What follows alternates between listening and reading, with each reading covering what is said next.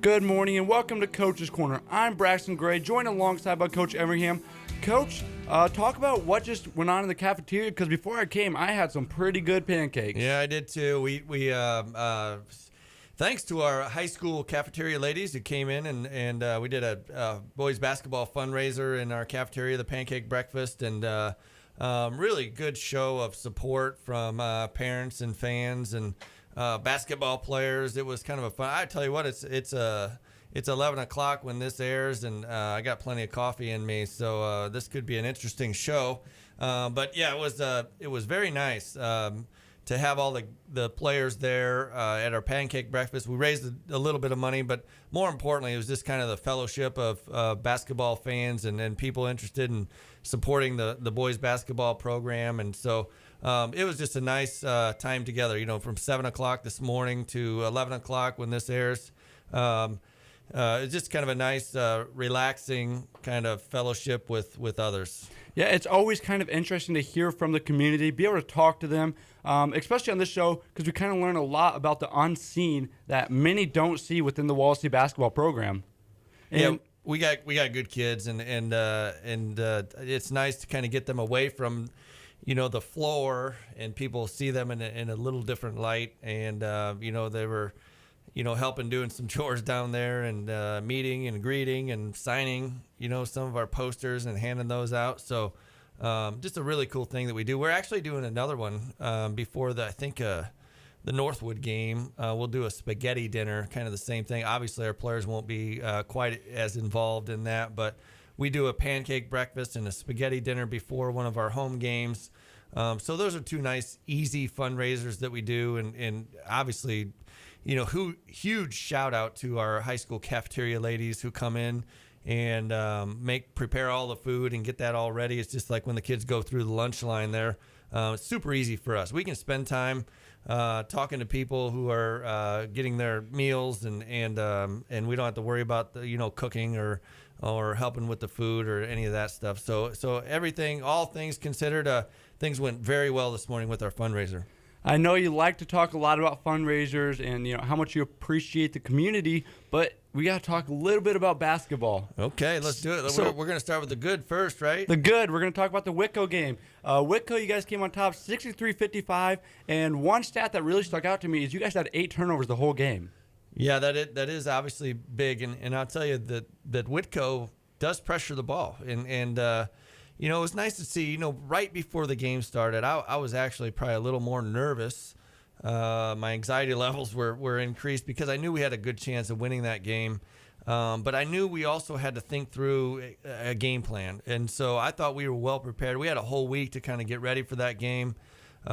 We, on Monday, Tuesday, leading into the Whitco game, we took a little time to kind of rest a little bit. But we were well prepared for that game, and we knew exactly how we wanted to attack them. We did a great job of getting the ball to the high post and Jack Stover and really looking down underneath to Ethan Hardy. But they come out in a 2-3 zone, and we wanted to make sure that we didn't rely on three-point shots, that we wanted to get the ball inside. How were we going to get the ball inside and to get easy baskets? And that ball was going to be filtered through Jack Stover in the high post, and he could either attack, kick it down to Hardy in the short corners, or we could have him kick it out, for open three-pointers. I think probably the most telling stat in that game, I believe, if my memory serves me correctly, that we only took 5 3-pointers. I think we made 4 or 5.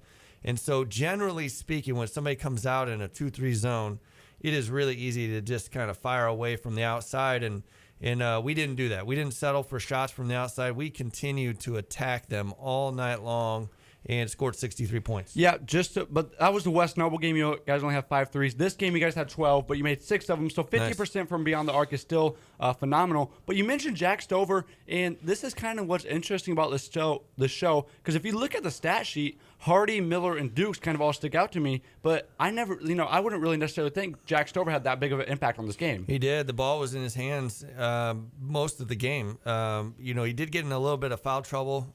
He may have only played maybe 22 to 25 minutes, but pretty much every possession that he was in the game, that ball is touching his hands. And so whether he's diving down, in the fourth quarter, we put Keaton Dukes into that spot, into the high post spot, and he did a nice job. He turned around, hit a shot.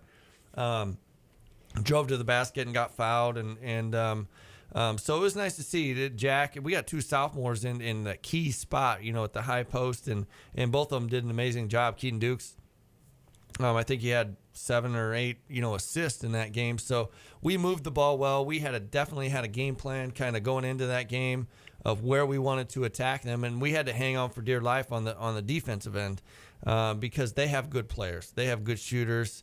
We did a great job of closing out on number 10, Ousley or Ebbinghaus or whatever his name was.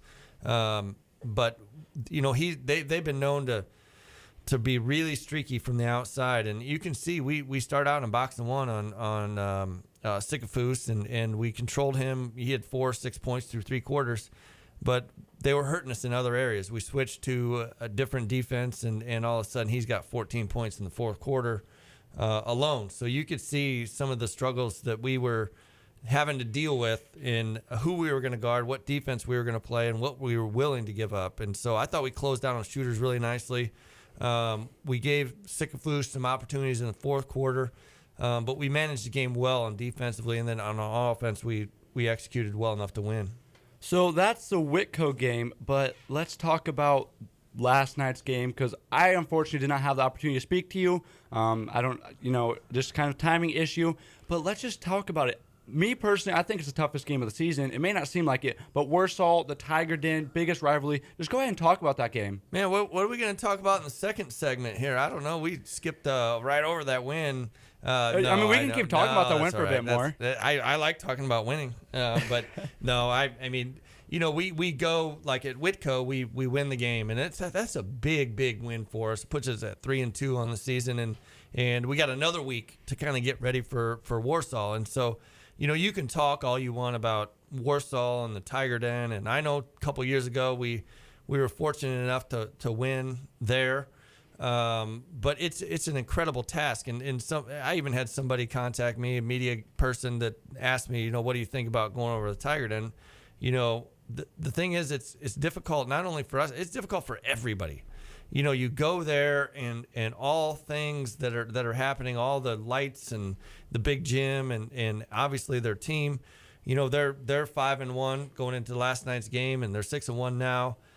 They're a good basketball team. They have size, they have quickness, they have skill, and they play really, really physical. So I knew going into that game that it was going to take our very best effort just to kind of be in that game and have a chance. So much like the Whitco game, leading up to that, we spent a couple days, getting ready. And I thought we had a really good game plan, going into the game. We felt very comfortable with what we were doing, but they were just a little much. They're junior, senior laden team. They got 4 or 5 guys that can hurt you at any given time, and they're all skilled. And so we tried to take away who we thought was the most dangerous, which was Kuhn, in the boxing one, and Hardy did a great job on him. I think he had 7 points, but they were just a little too much for us, and especially on the defensive end. Their physical nature on the defensive end, and then, we got the shots that we wanted, pretty much the entire game. We just didn't quite finish. Their physical nature just changed our shots just a little bit to the point where, a game that probably should have been maybe a 2 or 4 point deficit turned into an 8 to 10 point deficit, and it was just a little too much for us. I think we were down 8 late in the third. Or maybe even early. Yeah, in the fourth. you guys cut it down to 6, I believe, there in a little bit. And it was just a little much. And so we have some inexperienced players, and I said on the radio or to the media yesterday, after the game that we certainly talk about some guys being inexperienced, and that those words are going to not come out of my mouth after they have experience, which is going to be maybe 8 or 10 games into the season. But the fact of the matter is we still have some inexperienced guys that are experiencing these things for the first time. And so when you have a team that plays super physical, they do a great job taking charges. It was hard for us to finish at the basket with that much pressure around us. So, but overall, there were a lot of things that happened during the game that I was very, very pleased with. Yeah, not to mention, you talk about the inexperience, but Dukes, to me, did not look inexperienced last game. We kind of talked pregame because, the other coach was preparing for Miller and Hardy, and I said in order for you guys to win the game, Salazar and Dukes have to kind of take over the game. And in that segment, Dukes took over the game. Yeah, he did. I thought, is he going to listen to this? Am I allowed to say something nice? Because I don't want him to get a big head. He's a sophomore. I don't know sophomores. I'm not supposed to say too many nice things about sophomores. Yeah, but, he might listen to it. You never know. Well, I'll tell you what. He's going to be a basketball player. He's getting better. And I'll tell you the biggest thing about Keaton is that he's coachable. And so I'll give you an example of that. We run a set for him, and he takes the ball to the basket. He jumps off 1 foot and gets a charge called on him. Well, I go right back to that set maybe a couple possessions later, and I had told him, you cannot jump off of 1 foot. You got to go in there strong, make a shot fake, step through, and get fouled. You can't go off there 1 foot and just weakly kind of put it up there. So literally the very next time we run that set for him, he drives, makes a jump stop, steps through, goes up, gets fouled, and almost makes the basket, makes the 2 free throws.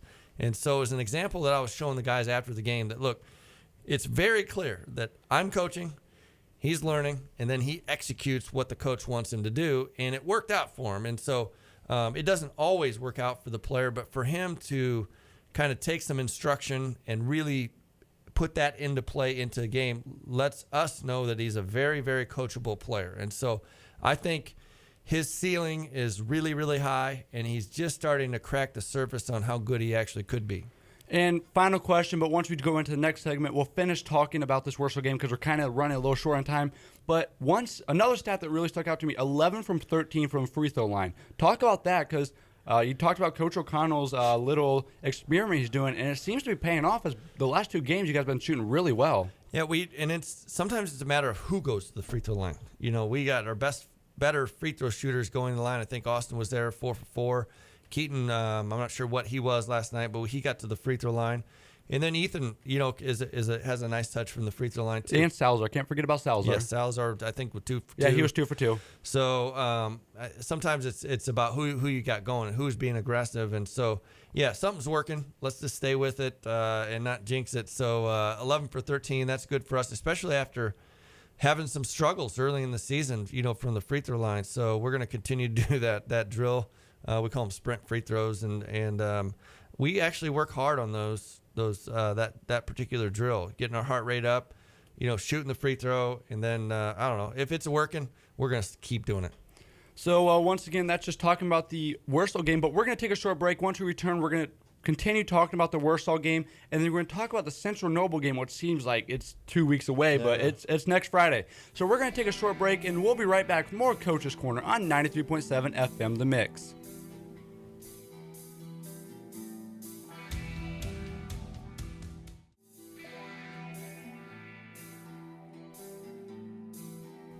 Welcome back to Coach's Corner. Coach, I just had a few, I just want to talk a little bit more about the Warsaw game before we jump to the Central Noble game. So one thing that was kind of a little troubling was foul trouble. Hardy and Miller both had 4 fouls early in the third quarter.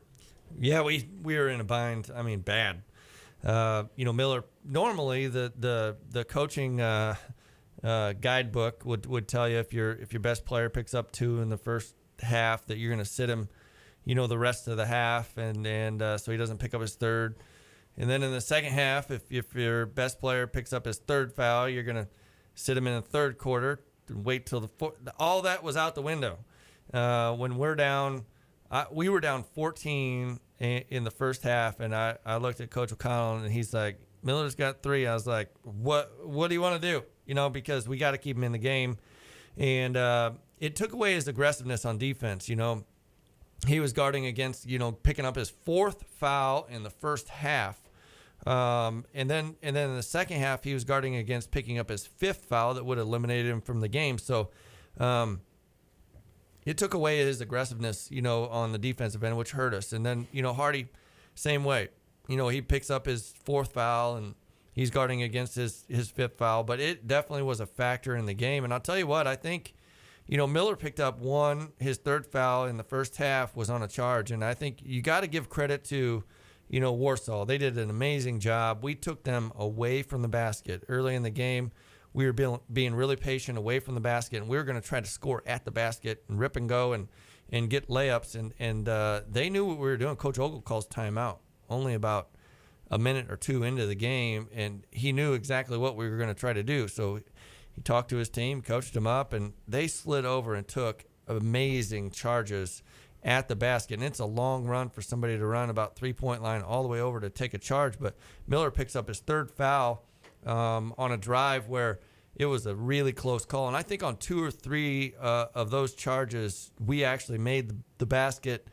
Probably was a charge, but if it would have been called a little differently, the game was so close in the swings, If we finish a couple of those, maybe get a fortunate call here or there, the game is really going to be pretty tight. But they took the charges. They got us into foul trouble. They played more physical. And again, sometimes when you play in a game, the better team won last night. And that's there's no doubt about that. I would argue that I truly believe our ceiling for our team is going to be greater than what theirs is. Yeah, it's still early on in the season. This is only your 5th game of the season. But you talked about Coach Ogle. He's a very well-decorated coach for Warsaw.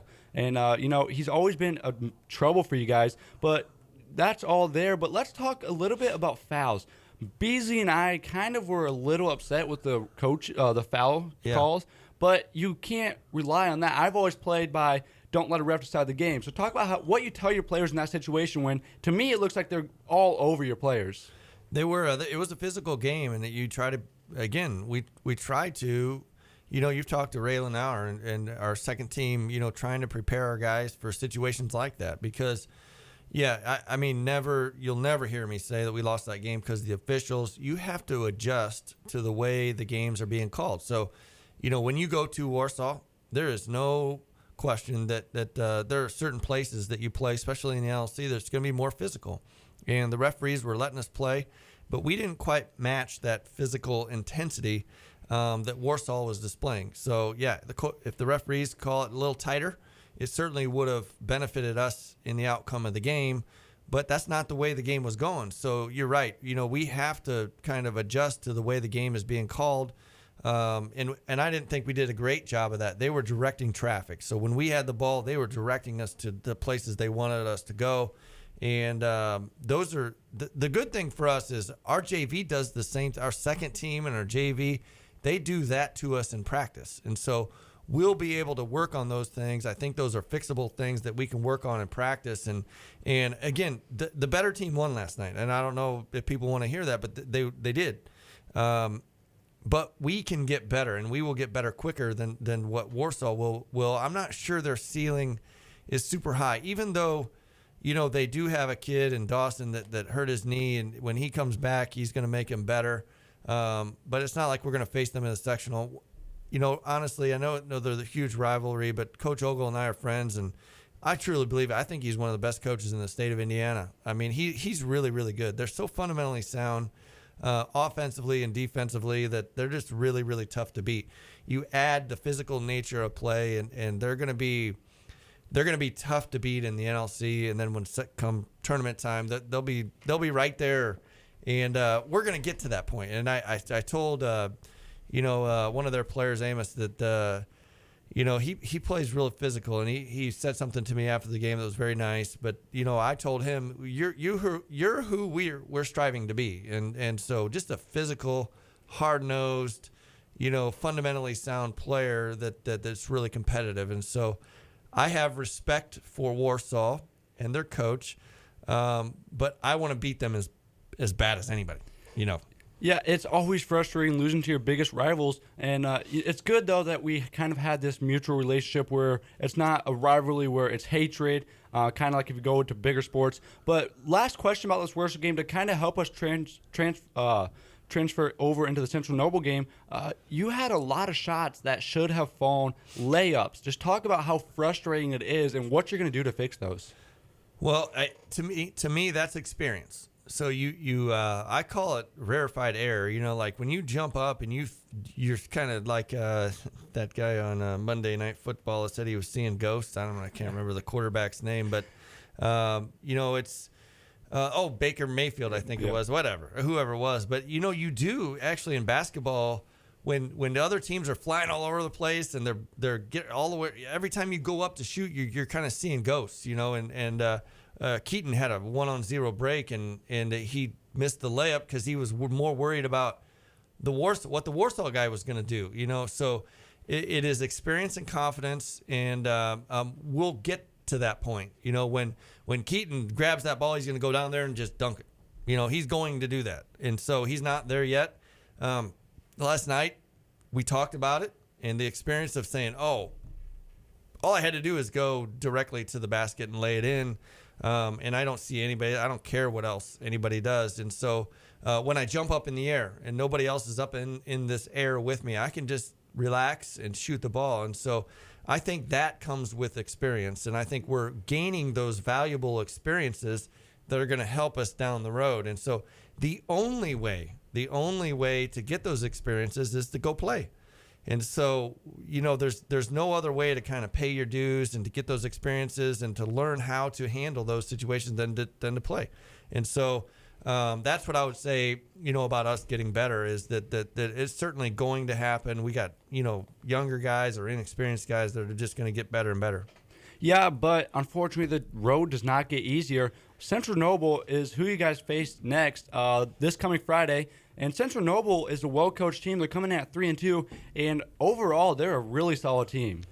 Yeah, I mean, you know, last year they I don't know. You know, I haven't even thought about. Have you had the a whole opportunity lot. to scout them yet? I know we got film on them, but you can ask Coach O'Connell maybe when he comes up in the later segments that you know exactly a little bit more about them. But I know their coach very well. I know their players pretty well. They have some guys that moved into their school district that are really talented guys that are heavy into the AAU circuit down in Fort Wayne. And so I know they're very skilled and I know they're very dangerous, and their points per game, you know, is probably up in the high 60s, maybe into the 70s. Although last night I know they did play West Noble and they won 42-36. So we'll have to take a look at Central Noble. I know last year we snuck up on them. We went in the game last year, I think at 1-5 or 1-6, and we just really executed well. So I would anticipate the Central Noble game being a little bit like you know, the Whitco game, where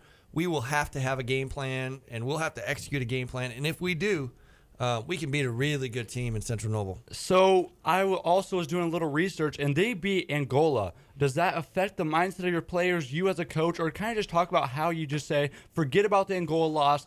They beat Angola, but we were also in that game the whole time. Well, if you get into comparing scores, the more data that's out there, the more you'll drive yourself insane. You know, somebody beat them by 5, so we should be this. It really is about, you know, the individual matchups with teams. And so, you know, our team versus their team. Angola might match up with them differently, so it really doesn't affect us a whole lot on comparing the scores. And actually, you know, it can be actually a really bad thing. You know, if you beat somebody and let's say we beat somebody by 10 or 12 points, and then that team beat another team pretty bad, you're thinking, well, we're just going to go in and just walk all over them. Well, it doesn't necessarily work like that. I think it signifies if you can be competitive with a team, but you know, what they did against Angola means absolutely nothing. You know, the West Noble game strikes me as really intriguing, how low scoring of a game that was. And I'm not sure who was responsible for that. You know, was it West Noble? You know, we played them. We know their personnel well, how they got the game into the, you know, high 30s, low 40s. You know, that's going to be really intriguing for us to check out that film. We'll get that film and we'll watch them. And we're getting into the point in the season when there's not going to be any surprises. We'll have enough data on them, film, that we can scout them really, really well. And final question for you, Coach. Last Friday was the last day of school, and now we have a 2-week break. Does that affect your players' mindsets or how they come to practice? How much time do you spend preparing for these interviews? You must actually work at this, because that's a really good question. You're not forgetting anything. So I look, little shout out. I spend a couple minutes. Yes. Little shout out to you, Braxton Gray, putting in the time to, I'm looking right now. I'm looking at your computer, and we got segment 1, segment 2, segment 3, segment 4. There is preparation on your part to make sure you're doing your job, right? And so we do the same within the basketball program. We have some things that we do well, but we prepare, we plan, and we try to execute. You're doing a great job of asking questions. So that's a good question. What was it? Got a little just sidetracked. Christmas break, does that have an impact on your players, or kind of what's your mindset with the players?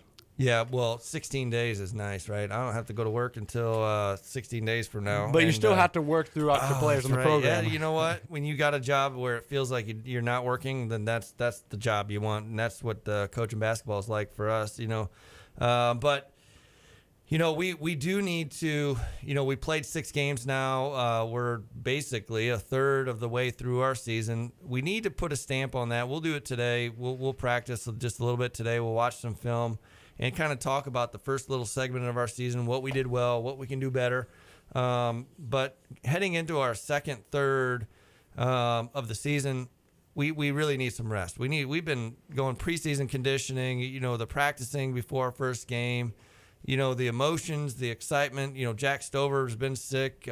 Keaton missed a day of sickness, and I'm sure guys are about sick and tired of me too. So we're going to give them a little bit of a break. We got 16 days until our day until we go back to school, and so 2 of those days we'll play games. So we play Central Noble, and then we play our home tournament, and then that leaves 14 days where we're going to practice, where that's available to practice. 8 of those days we'll actually practice, and 6 of those days we'll have off. So it's almost split 50-50, where we're taking some time off. We don't want guys going and shooting on their own or anything like that. We don't want them watching film. We want them taking days off and not thinking about basketball, but spending time with family, Christmas, New Year's, and friends, and just relaxing and being normal for a little while. So the coaches are going to do the same thing. So we're going to relax and take a break. Are you going to be able to stop yourself from watching film? No. Let's be honest. Because I see O'Connell here. He's shaking his head no. I struggle with that a little bit. I'm going to do better. Okay, so the first thing is I need to go Christmas shopping. It's Wednesday. What? I said Christmas is Wednesday. Yeah. No. It's only 3 days away. You got to get on it. Well, I guess Christmas Eve I'll have to go to Walmart again. So my wife, she appreciates that. Well, you got me pots and pans again. But no, our family's a basketball family, and so it's kind of how it is there. But I'm looking forward to a few days of taking some time, and I'll take enough time to spend with family, and I hope our other coaches do too. And but I also look forward to, honestly, we're in a good place with our basketball team. I'm so excited because I think we executed well enough to make Warsaw really, really think last night. We executed well enough against Whitco to win. Manchester, we executed well enough to be in position to win. And so, the games have been really exciting. You can kind of see what we're trying to do, and then we're going to keep doing that. There's going to be a lot of really good games, good basketball games. I think Coach and I were talking, last night. I'm not sure, but the month of January, so from now until the end of January, we have 1 road game. So we go to Plymouth. Every other game is at home. And so we got a lot of home cooking. We're going to have a lot of good basketball. I hope people are excited about coming out, watching us play, and should be exciting. So once again, that's Coach Everingham. Coach, thanks for your time this morning. All right, thank you. And coming up next, we have the assistant coach, Coach O'Connell. So we're going to take a short break, and we'll return with more Coach's Corner on 93.7 FM The Mix.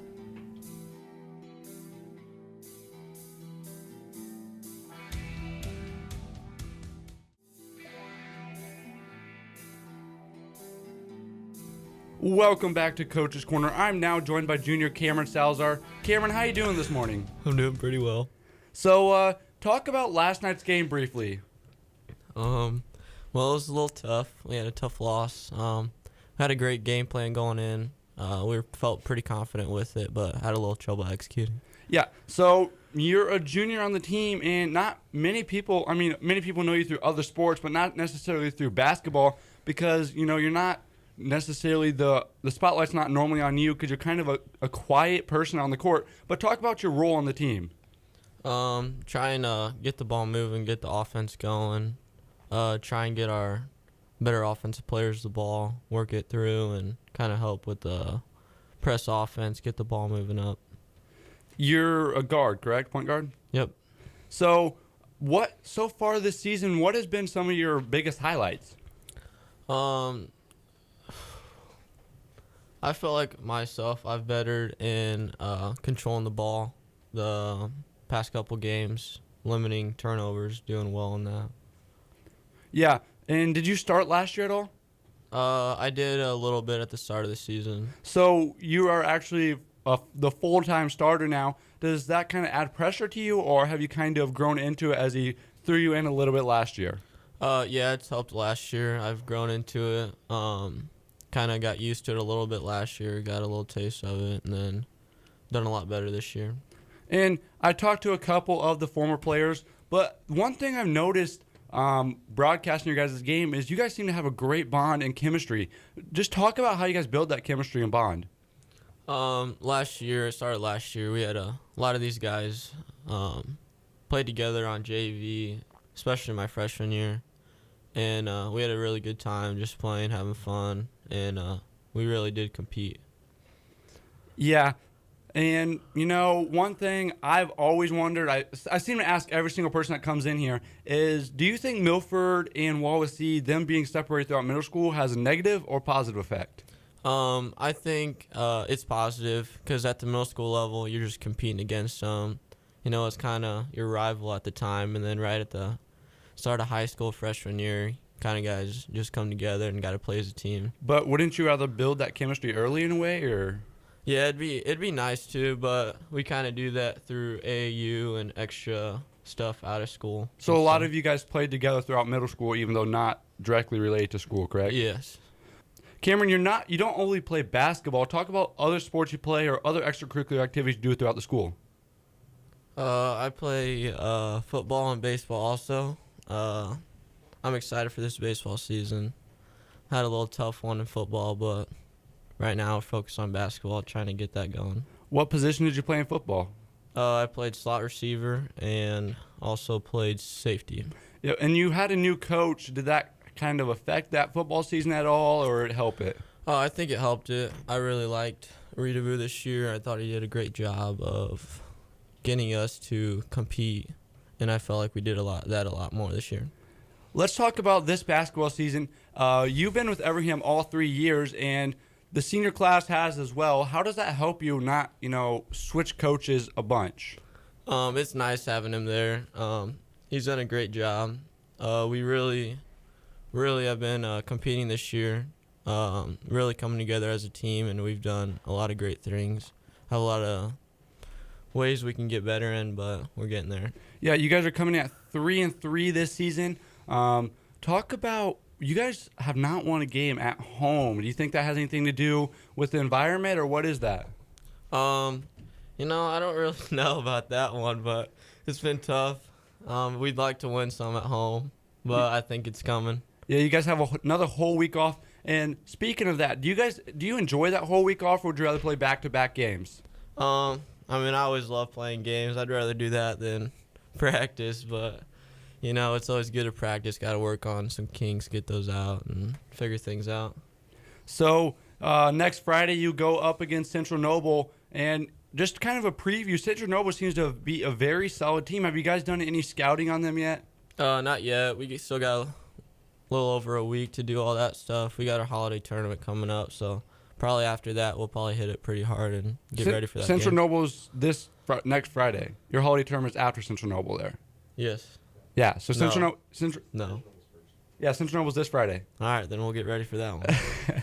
So yeah, Central Noble's this Friday, and then you got your holiday tournament on the 2nd, and that's always an interesting tournament to call as we have many schools come up, and I know that's far away, but it's always interesting to talk about. And I just got done eating pancakes in the cafeteria. Talk about what that was all about. We're trying to raise some money for the basketball team, help fundraise and stuff like that. It's a good way to get with the community and meet people and things like that. Yeah, so do you have, the community is your biggest supporter. So do you enjoy talking to them? Of course you do, but what kind of questions do they ask you? Some of them they'll ask about family and stuff. A lot of them will ask about how the season's going and things like that. What other extracurricular activities do you do besides basketball? I know you do 3 other sports, so is there any other things you do just outside of school or through school that many people don't know about? I help with the wrestling club at the high school. Just go there because I used to wrestle and go through all that. So I kind of just go up there and help my dad and uncle and things like that. Is that with the younger wrestlers? Like what age group? Yeah, from like kindergarten to 8th grade usually in there. Kindergarten. And your dad, he is the owner of the wrestling club, correct? Yeah. Yeah, him and Jamie Salazar. Yeah, that's your uncle. Yep. So last year you had Jamie as the coach of football. Does that help or benefit you? Not help or benefit you, but does that take away or does that benefit you having a relative as a coach? I think it benefits. They know where I should be at and where I need to be at to be successful. So I think that really helps. And then we talked about football season. Let's just kind of talk a little bit more about basketball season. What are you looking for in most of the season? You just got done playing probably the biggest game of the season. It's a little early on, probably your toughest team. Tell me what Coach said about Warsaw's defense, since a lot of people don't know because they weren't there to see it. They were probably one of the tougher defenses that we'll probably face this year. They were well-rounded. A lot of guys could guard. Yeah, and is there a specific game you look forward to playing this season at all, or? For me, it's the next one. Hopefully, can get a win I'll be home this year against Central Noble, and then get 2 at the holiday tournament. Yeah, and last season you guys lost in the championship, I believe, in the holiday tournament. Yep. Yeah, so that was definitely a thriller because you guys lost within the last couple seconds of the game. Mm-hmm. And we got Central Noble, who also is a well-rounded team, so that's going to be another tough matchup for you. And we talk about Warsaw and your conference. As conference games, are they always tougher, or is it kind of just a mentality we got to beat them because they're our rivals? In the NLC, about every team's going to be tough. It's a tough conference. Every day you got to be ready when you play someone from there. Yeah, and let's talk about the practice mindset. What are some of your favorite drills in practice? O'Connell shooting. That's a nice one. Talk about that. What is that? We kind of just work through our offense, get some good shots up and things like that. And I know I'm going to talk to O'Connell here in the next segment, but talk about, he mentioned something about running before you shoot free throws to get your heartbeat up. Yeah, we get our legs moving a little bit, get game-like free throws in and things like that. Does that help or benefit you? I think it helps. We've been shooting free throws pretty well these past 2 games that we've been doing that. Yeah, because last game you guys shot 11 of 13, and I don't think you missed a free throw so you scored 2 points, and those from the free throw line. Mm-hmm. So many of us, I talked about that, but you're not necessarily the big-time scorer. Would you rather open up and be able to shoot more, or do you like your role and just kind of shoot when you see the need?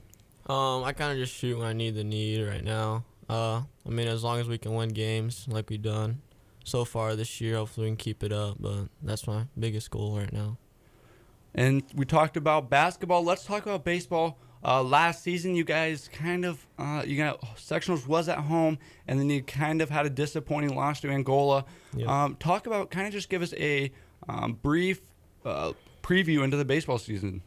We got a lot of guys returning. Last year we lost 2 of our main pitchers, but we got a lot of guys, juniors and seniors that can pitch pretty well. So it'll be a good, exciting season. And what position do you play in baseball?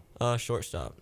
Is that your favorite position, or? Yeah, that's probably my favorite position. You pitched a little bit last season, is that correct? Yep. So are you looking to pitch at all this season, or? Yeah, I'll probably stay in the pitching rotation still. So I know this is a basketball show, but what's your favorite sport? Baseball. Baseball? Yeah, because you did a lot with baseball when you were younger. So baseball's very fun to watch. Let's just talk about you a little bit more. What's your favorite subject at Wallace High School? My favorite subject is probably math. I enjoy it. It's a little challenging. Who's your favorite teacher? Oh, my favorite teacher. I like Mr. McAdams. I had him first try last year, and it was fun. He teaches engineering, or? I had him for furniture and cabinet making. Okay, so you got to build stuff in his room. Yeah. So, and you went to Wallasey Middle School. Was there kind of just a Wallasey Middle School teacher that stuck out to you? I liked the Mr. Blanc. He was nice. He was a great guy. So you mentioned Mr. Blanc was your favorite teacher, but not just athletics or school, but is there anything is there kind of maybe a talent that you have that nobody else knows about? It's kind of a secret talent, as I like to call it. No, not really. I mean, I just kind of play my sports and just kind of focus on that. So when you're home, do you do anything fun? Go out or what do you like to do? I play a lot of Madden 2K. So you're a gamer. Yes. So final question for you, Cameron. What's your outlook on the season? Do you guys look? Coach always talked about getting over that 6 wins because he's never been over to get over 6 wins. So what's your outlook on this basketball season? We'd like to possibly break 500, keep above that, and just keep working for hopefully sectionals when that comes, and strive to be at our top when that comes.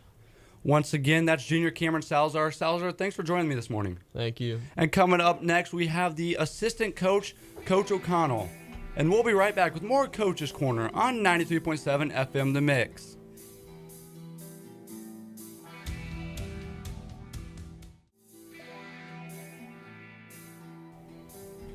Welcome back to Coach's Corner. I'm now joined by Coach O'Connell. Coach, how you doing this morning? I'm really good. Thanks for having me here. So, Coach Everingham talked about the pancake breakfast, but I kind of want to just hear your perspective. What does that mean to your program?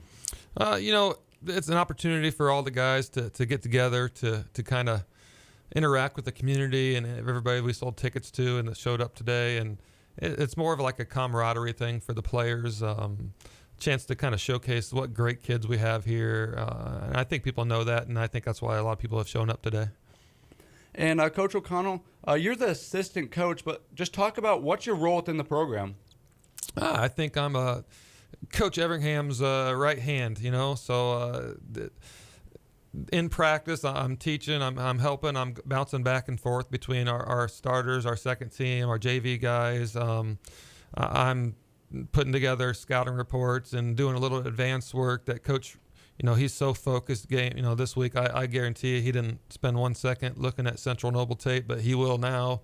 But I had, in the background getting film ready to go. So as soon as the game's over on Friday night, Saturday morning, he's got that available to him, and he can see what I've kind of put together for him, and kind of throughout the week doing things with scouting, and pretty much everything you think of. Just throw a little laundry in there, and I thought that was a manager. That's what they do, right? Hey, our managers are great. They don't have time to do laundry. I come in here early to get the locker room open, so I just throw that in there. No, I've heard a lot of good things about your managers. The players and your managers seem to have a very close bond, which is always good on the program. But let's keep talking about you. Do you have prior coaching experience, or is this kind of your first coaching gig? Well, actually, I started at Wawasee. My first coaching gig was with Coach Mishler here at Wawasee. And I think I started about 2008. If you know Mr. Walmer, the principal here at Wawasee High School, he was on staff. He and I are actually cousins and good friends. So he brought me into the coaching scene. He was teaching here. I was not teaching, so I was actually running my family business. We owned the Pizza Kings.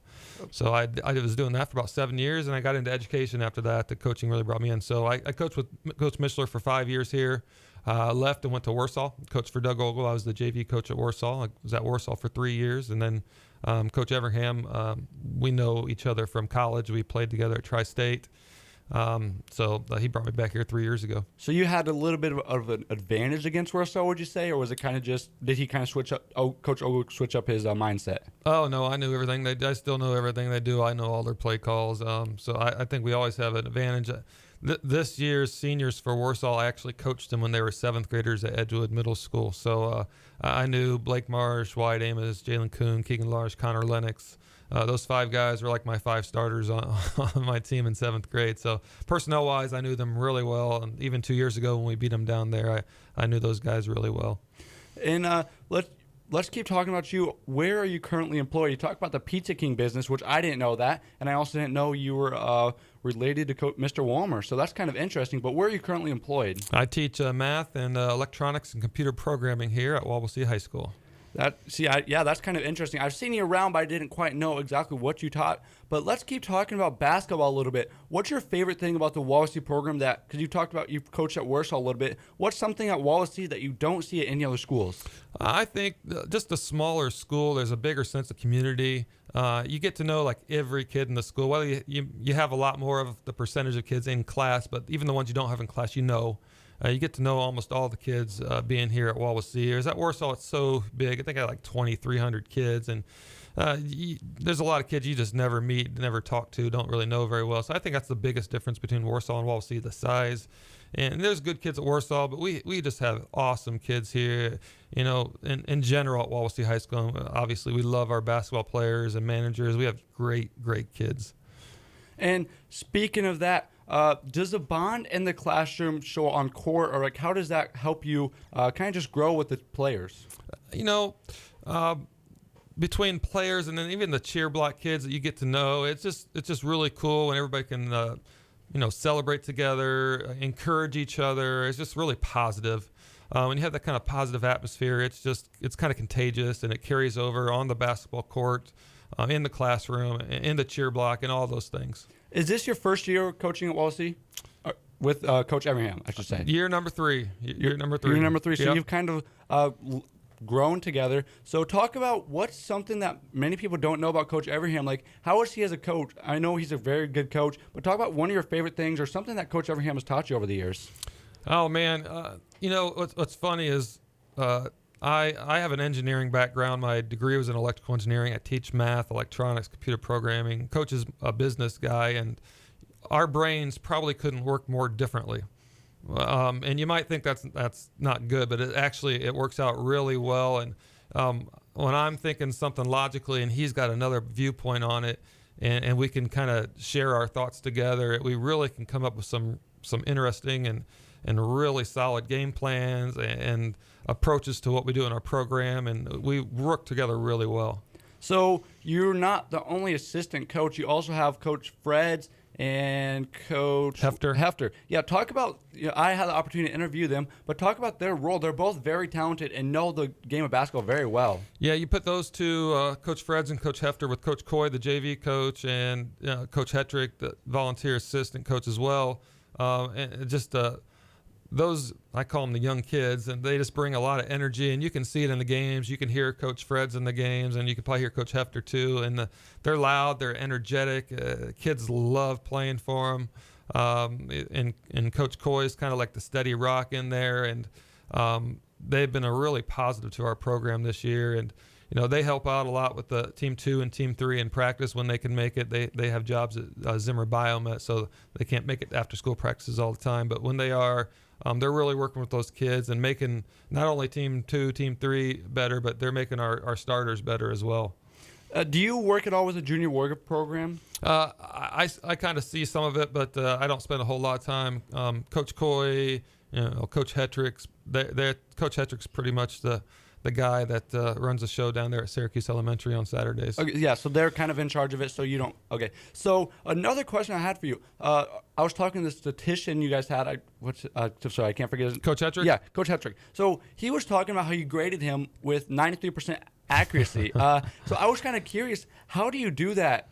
Yeah, so I think accurate stats are really important, for the guys to know what they're doing, and for lots of reasons. But after every game, I go through our film online, and I compare it to what we have, and just to make sure everything matches up, and the player has the right number of rebounds and assists and turnovers, so we can have a fair assessment of the game and what actually happened. And so I get to see every mistake Coach Hetrick makes and all the right stats he makes, and it is really, really hard to stat a game live and get it correct. It's really hard. So he's even got a spotter, and it just moves so fast, especially in a varsity game. You can't get it all right. So when he says 93%, it's probably closer to 98%. He has very few mistakes, and it's good real-time data. You have to have that on the sidelines as a coach to have real-time data to know, okay, we're getting beaten on the boards right now. We're rebounding at 55% defensive rebounding. That needs to be at 70. So we need to talk to guys about rebounding, or we have too many turnovers and not enough assists right now.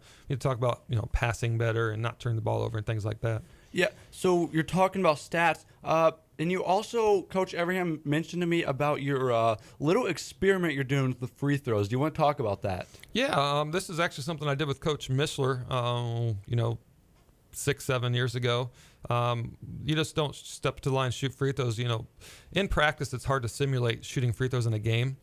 So what we do is we call them sprint free throws. So instead of just stepping up to the line, shooting your free throws, you have to sprint down and back and catch the ball on the free throws after you just ran a sprint. So your heart rate's elevated.